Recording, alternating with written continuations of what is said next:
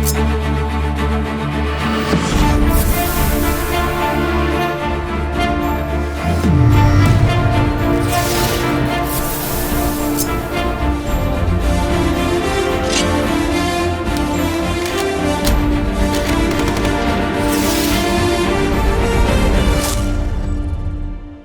and welcome to another episode of The Defenders on Sunset TV.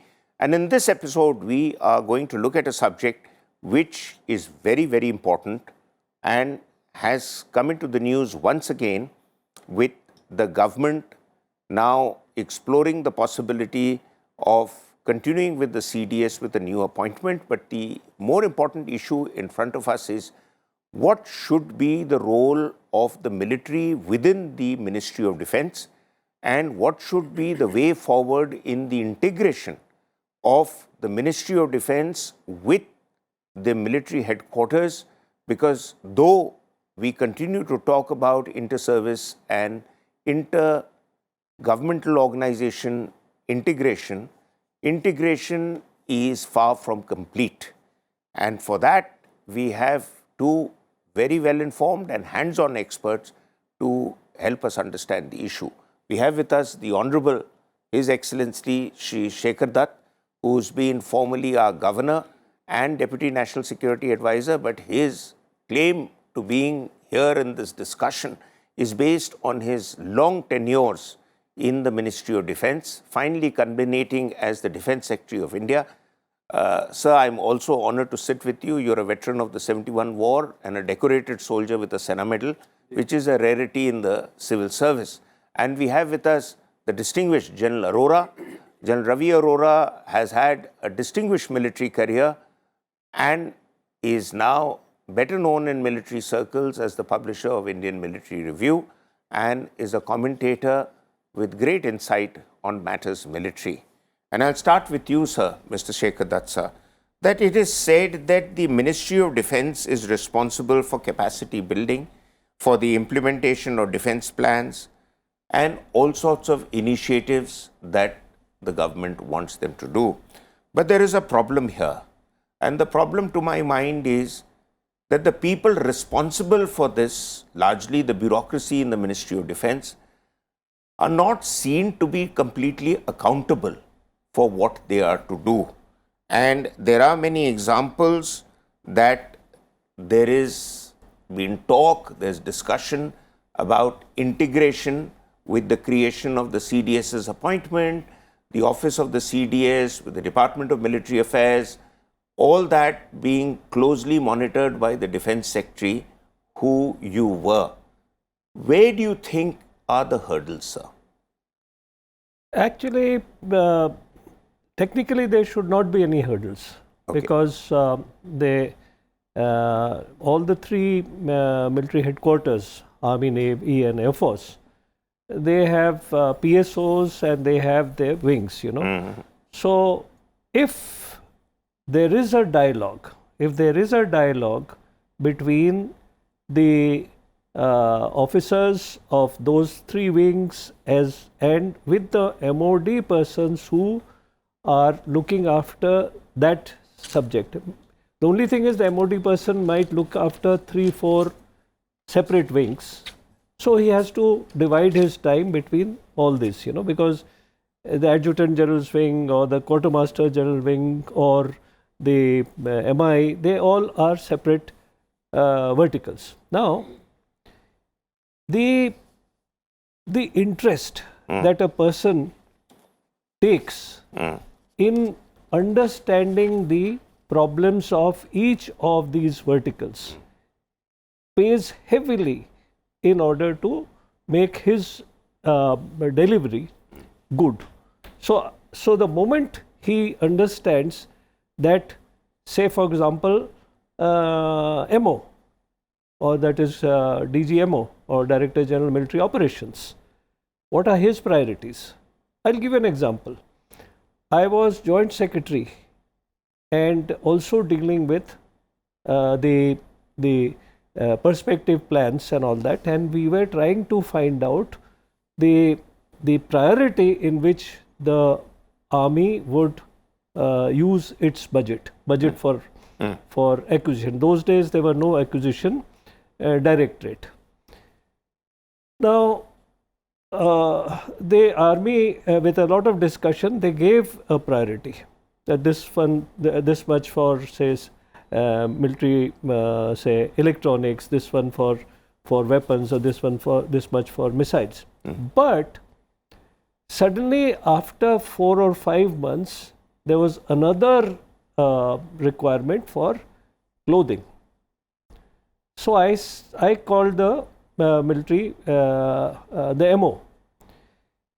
The thing was that also you should be able to have a personal knowledge about who the MO is, or the DG, or his officer is, and you should be able to go and to his room and say that I'm coming, I have got a little doubt. That is a very key factor of chemistry, personal chemistry. Yes, so this has to be there. There is a problem there, so I'll come back to you. And that is, the chemistry in your case was perhaps higher than in the case of many of your predecessors and successors, because you spent many tenures in the Ministry of Defence. For many of them coming into the Ministry of Defence, this is a one-time opportunity. And therefore, by the time they come to grips with it, they moved on to Maroof, there's one correction. In the central deputation, the Deputy Secretary has a 4-year tenure. Director, Joint Secretary, etc. have 5-year tenure. In this 4 or 5 years, the first 2 or 3 months might be to establish a link. But after that, there should be a personal rapport. On the other hand, the Army or the Air Force part of that, they have a 2-year or maximum 3-year tenure. So, in between, there would be a change of personnel in the Army headquarters or Naval headquarters or Air Force headquarters. It is the work of the MoD counterpart or the directorate to keep True, sir. That point is well made. General Arora, sir, there were a lot of expectations in military circles with the appointment of the CDS and formally the creation of the CDS and his team. But partly because of General Rawat's sudden demise, partly because of the fact that the Department of Military Affairs still seems to be trying to find its feet, because there is a certain, I'm told, a certain degree of turf resistance which stalls quick integration and passing off of the files that were earlier dealt with the concerned officer in the Ministry of Defence who was not a military officer. So there is this problem of how do you overcome that? Because it's all well and good to call it the integrated headquarters of the Ministry of Defence, bracket Army, bracket Air Force, bracket Navy. But is this really where we are at, or we are still looking at only nomenclatures? Yeah, very, very good question. Just give me some time, because those with military background understand what is going on, but I want to address this to a larger audience. Everything started seriously after the Kargil war with the Kargil Review Committee. Yes. They mainly made 5 recommendations, that there has to be integration of MoD, integration within the services, there has to be a CDS, there has to be unified operational commands. Now look, the headquarters IDS was formed in 2001, CDS in 2019, and the Department of Military Affairs in 2020. So some of the things have been taken piecemeal, plucked out of certain recommendations from the group of ministers, the task forces and various studies, and implemented. It's a good thing. They have achieved a lot. Creation of a CDS itself, some people thought will never take place. But everything, and now when we are thinking of what next, I feel everything must be related to the overall objectives, the overall blueprint. Has somebody in the government thought of it? Definitely somebody has thought of it. Suddenly the CDS and DMA won't come up. But integration is required in thinking, integration is required in decision making, in the military operations, in policy formulation, it is required in logistics, and it is required in procurement. Some has taken place, although there are problems. These will be sorted out as we go further. But modern wars are going to be very swift. We see it from Ukraine now. They are not going to be linear. They are not going to be sequential. They are going to be multi-domain, cyber, space, army, air, maritime, hybrid, irregular warfare, everything combined. And decision making has to be faster. It cannot be based on single service decisions. Now look at the size of our army. Second largest armed forces in the world today. Third largest in defense spending. Who are the first three? USA, China, India, Russia, North Korea. They all have integrated forces. There is no way but to integrate. Well, there are impediments to it, but I feel that the UK model, which I am certain is in the back of the mind of everybody, the way things are going. In a nutshell, the Raksha Mantri has to be responsible for the defense of India. The CDS and the Defense Secretary have to be equal footing advisors, one on military and the other on civil defense affairs. The chain of command has to be cabinet to Raksha Mantri, to the CDS, to the commands. Service chiefs being only responsible for equipping, capability development, training and morale. So the CDS must have the headquarters IDS under him as his headquarters. And in that, of course, all the military matters as have been transferred to the Department of Military Affairs, they function. And ultimately the commands, which we are handling it bottoms up, it has to be handled top down. Agreed. If we do it bottoms up, we will take longer. There will be impediments. Sir, I'm completely on board with you on this. I have written about the need for a CDS and theatre commands in my book on civil-military relations as early as 1992-93 and spelt out broadly what the theatre command should be, and then subsequently I've been writing about it. So I'm totally on board with you. My problem is a problem that I think even the bureaucracy has with the military. Let's not just blame the bureaucracy. The question is that the military itself is a divided house on the need for theaterization, on the need for integration, and on the need of, if the Raksha Mantri talks to the CDS about a conflict scenario, the CDS talks to the theatre commander, the three service chiefs feel that they are going to be sitting and twiddling their thumbs, and therefore they are also not on board with it. So the problem is the existing structure. Those are challenges. Those are, even from the services. So this has to be by enactment of law. Do you think the CDS and the Department of Military Affairs came about because the bureaucrats recommended it, they accepted it? I'm sure it was not. It was thrown down their gullet from higher up.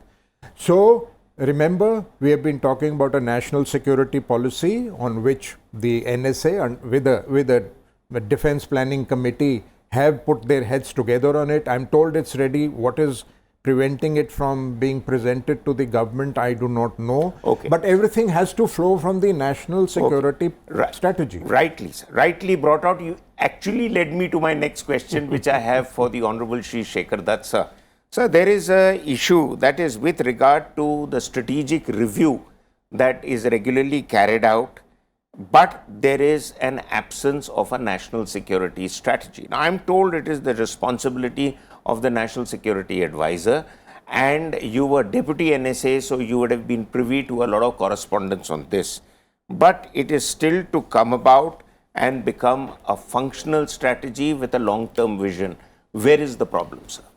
I think, the basic thing which remains with the Defense Minister or Raksha Mantri is the OP directive. And once the IDS was set up and the three services were there, and then the CISC who heads, and he's a Lieutenant General, Army commanders or commanders rank officer, and he is privy to almost everything happening in each of the services, because he has three-star officers or more 3-star officers helping him to connect with each of the armed defense services.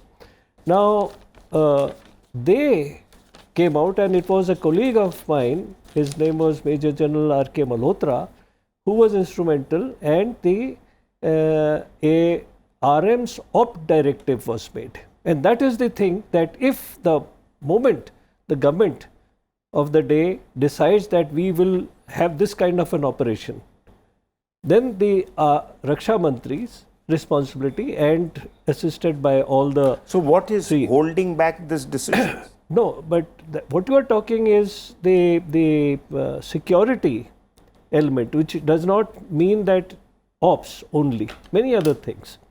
There you require perhaps the CCS, that is a Cabinet Committee of Security, so it has to be taken, and the Cabinet Committee of Security will have to, and each of these, as the General was mentioning, they have turf.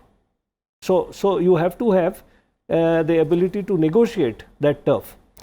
I would suggest that right from the beginning, once the NDA was established, National Defence Academy, every armed forces officer is trained in the NDA, and they have a constant interaction with their counterparts. And more often than not, each of these people also end up as army commanders or equivalent, and similarly the army chiefs and the equivalent.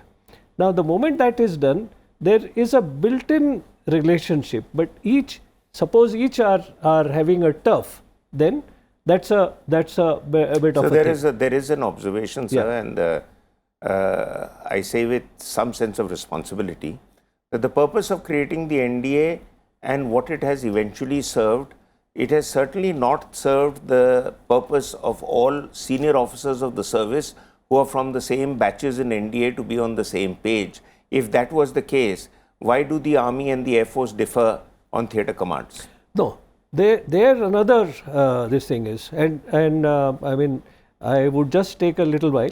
Say, for example, the Northern Command, and its activity in the field is primarily the Army. They will be... I know. So the Army says that here in this, despite a theatre command, the theatre command's role could be played by the Northern Command. So Northern Command is an active theatre. It's the only command at war, if you ask me. Sir. Yes. And so you have to be sensitive to all these things, and I think a lot of dialogue will have to be is required at the moment it happens. With respect, sir, I personally believe the time for dialogue is over. The world is changing rapidly. We have been debating, as General Arora brought out, since the Kargil Review Committee report, and I've read it many times over, sir. Well published, and including many of its recommendations and observations that needed to be implemented at least 10 years ago, if not 20 years ago. And we are still sort of trying to find a common ground to please everybody. But General Arora, sir, you wanted to say something, but let me please say something, then I'll ask my questions. Okay. So ours is the only country in the world which is working on defense planning without a national security strategy. A security strategy is different from defense strategy. Security is all encompassing. Yes, it includes Mr. Dutt defense, it includes economy, infrastructure, human resources, education, so many things. So we first need a security strategy from which will flow the defense strategy. We will have a doctrine, we'll have a joint doctrine. And remember, these individual services made their own doctrine before the joint doctrine was made. Joint doctrine should have been made earlier, and then flows the individual service doctrine. Headquarter IDS, even in the absence of all these strategies, made a doctrine. Kudos to them for having done so. Even, of course, as the the Defense Planning Committee has made one. But so far we have been doing our 5-year plans, our 15-year long-term perspective plans, and our annual plans. in the absence of all this. So it has been ad hocism. The requirements have been met. There is no dearth of money, but we are wasting money. We are not utilizing resources optimally. Remember that issue of 2015 to 20, there was an issue of attack helicopters, whether they should go to the army or the air force. Finally, the defense minister gave a ruling that 6 helicopters will come to the army and hereafter they will go to the army only. Remember, in 2015, the cost of a helicopter was 600 crores, and in 5 years' time, by the time decision was taken, it became 1100 crores, this Apache attack helicopter. So this shows there is a need for integrating decision making and putting the structure in place. And as you pointed out, they are working on Raksha Mantri's directives, which over the years have been formulated by headquarter IDS, and Raksha Mantri has issued them. And like, for example, you also mentioned that the Raksha Mantri issued a e-booklet of 20 points. So they have been going on ad hoc. There would be no need if there was a defense review or a national security policy by statute or by law. That is agreed, sir, completely. Again, you've hit the nail on the head. And it is a point that I want you to educate us further, sir. The concern is that, as General brought out, we have one of the largest armed forces, a most powerful military machine with nuclear arsenal. But let us set Pakistan aside for a moment, because they're not the model that we should be looking at. But there are other models. I mean, in America also, which is now heavily integrated, it was the Goldwater Amendment which finally forced the integration model onto the American service headquarters. But once done, it was adopted with good religious enthusiasm by the American military. I think the problem here is twofold. One is the bureaucracy in the Ministry of Defense. It is not that you know how to move files, so you've moved in from one ministry to another, so you will make the same kind of noting, only terminologies in the notings will change. Are you sort of familiar with the fact that every American president, when he is elected, goes and spends 2 to 3 days with the military commanders in Camp David, and then it becomes a routine every year to get appraised about America's theater and global commitments and where his decision making will be required? Is there any kind of an integration exercise that takes place on a regular basis, so even latecomers can get into the mold sooner or later, understand the jargon that the military uses, as though just assuming that everyone is understanding what they are saying, but the others are not able to comprehend what's the point a military man is making, and the military is not able to comprehend that a senior officer of the civil service is not familiar with something which the military has lived day and night with. So where can be the meeting point? Any suggestions, sir? Again, my suggestion is basically right from the beginning. I would say a person comes as deputy secretary or a director, and he has 3 or 4 persons. May I interrupt, sir? Yes. Not every deputy secretary or joint secretary eventually ends up becoming a defense secretary like you, sir. No. But once a director, then joint secretary, I'm coming to that aspect. So the person, his counterpart in a directorate would be his, it might be a 1-star or a 2-star, and they are heading each of their own divisions. It may be MO, it may be Adjutant General's branch, it may be MS or whatever. Now, I had suggested, and there exists a paper in this which has been taken out by the IDSA, that this person and his counterpart in the armed forces, when they grow, they come back into the MoD. All very well, sir. Is it being implemented? Now, the moment this kind of a thing happens, you will find that you are building up upon the kind of knowledge each one has. Gradually, it is also possible that we can get the military officer to come to the MoD. And in that, this the CDS's function, they have the Department of Military Affairs. Sure. Now, a number of issues which have been handled in that department are handled by the armed forces officers themselves. So, an officer of the armed forces is posted in that. Now, this officer, suppose he has had a tenure in the army headquarters handling this similar kind of a thing, then he is very knowledgeable in the matters. How does a proposal get into examination, and then a policy is made. I think a much greater interaction at the junior levels should be there, so that at the senior levels and the good persons who have handled these kind of portfolios both in the armed forces headquarters and MoD respectively, later on become say joint secretary, additional secretary, or even secretary. And so this kind of interactive knowledge we should build up upon. I'm just giving you another example. Many of the Western model makes an integrated service right at the one-star level. So till 1-star you are working in your own silos. But after that it becomes joint command. The moment it becomes joint, I am a great supporter of jointness, but it needs to be understood, I believe, in the context of what are our institutional loyalties, limitations, etc., which again make jointness a very big challenge. But I go to General Arora.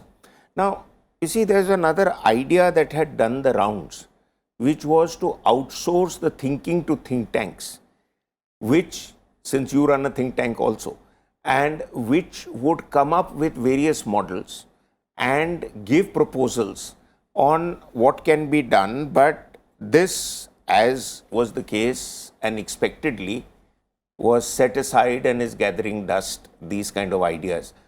Do you think there is merit? And some people, under the garb of security, make everything a no-no for anybody who's not in government anymore. So, do you think there is some merit in the NSA's office and the MoD using inputs from think tanks to try and come up with a model to fast track? Because time is not waiting for us. Everyone is moving on. The Chinese have moved on very rapidly, and the Americans and the Brits have been there for ages. And if we are wanting to be a global power, the first thing we need to do militarily is to integrate better. No, there is no dearth of talent, there is no dearth of ideas, there are plenty of think tanks. The MoD has its own think tanks funded by them. They are doing many studies. Plenty of inputs and recommendations come to MoD, but the question is, do they look at it? Do they consider them? MoD itself has its own advisors. The NSA has got very learned advisors. So there is no dearth. Well brought out, sir, but on a lighter note, a bureaucrat once said to me, a committee is a group of people who have collectively decided they are not going to do anything, and who know that individually they cannot do anything. So committees and committees is not leading us anywhere. I think somebody has to pick up the hammer and now bang it on the table and then says enough is enough. We've got 1 year to get on with it. After all, the example of us having gone into the most successful military campaign had less than 1 year planning time, and we created history. We can't organize ourselves and the integration of a headquarters for over 22 years. There is something wrong somewhere, and this needs to be addressed. But that in another show, and thank you very much, sir, for both to you and to the General for your wisdom. Until our next episode, goodbye.